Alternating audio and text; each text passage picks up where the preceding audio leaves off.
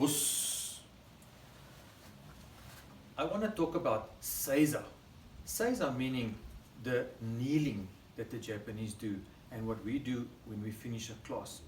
There's a specific way that we do Seiza, and I also want to explain why we do Seiza. Remember, you will never do something in karate if it doesn't have a purpose to it. So I will tell you a little bit about the history of Seiza and also the way that we do Seiza. First and foremost, Seiza, as I said earlier, the kneeling position of the Japanese comes from the samurai. Bushido meaning the way of the warrior. Bushido, like we say karate do, dojo, and those things. And the way to do Seiza is in a very specific and ordered manner. So when you do Seiza and you go into your kneeling position, you will extend the right knee and place your left knee on the floor. It's very important that you do it in this specific way. And I would like to refer you to the two samurai swords. The bottom being the big sword, meaning the katana, and the top one, the wakizashi, which is the medium sword. Those two swords combined, the samurai used to wear them on the side of their suits. The two together, calling daisho, dai meaning big and sho meaning small.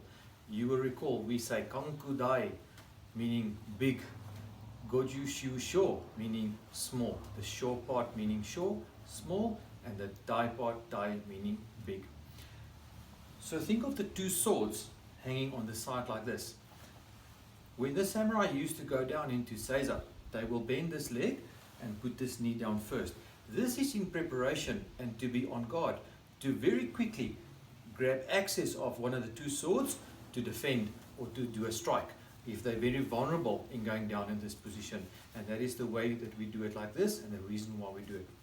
This leg will now go to the back, and then the moment your feet goes to the back, they will either form like in a V, or the one toe will overlap onto the other one, but now your feet will become flat.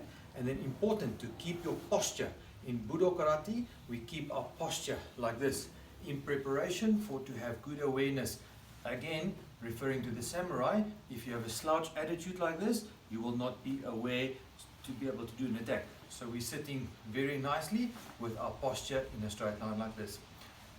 When we do the bow, we normally put our hands to the front in a position like this, and then when we do the bow, again when we go downwards, we're not slouching, in other words to arc your back, to try and keep the back, the neck and the head in a straight line. So to try to maintain this posture, not head all the way down, but head in this position.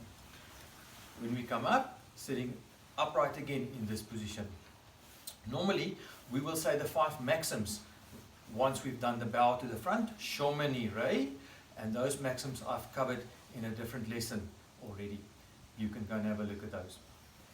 Once we've done the bow like this, normally the senpai, the senior in the class, will then call the sensei. He will say sensei ni, and then once he's turned, then you'll do a bow to the teacher.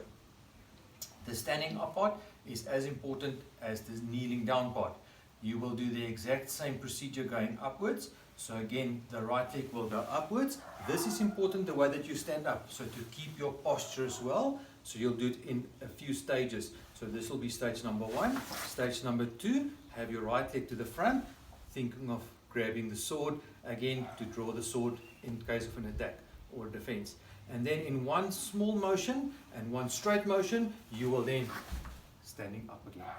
Always thinking of good posture and good form that you maintain. I hope that explains the Seiza a little bit. I will see you in the dojo soon. Us.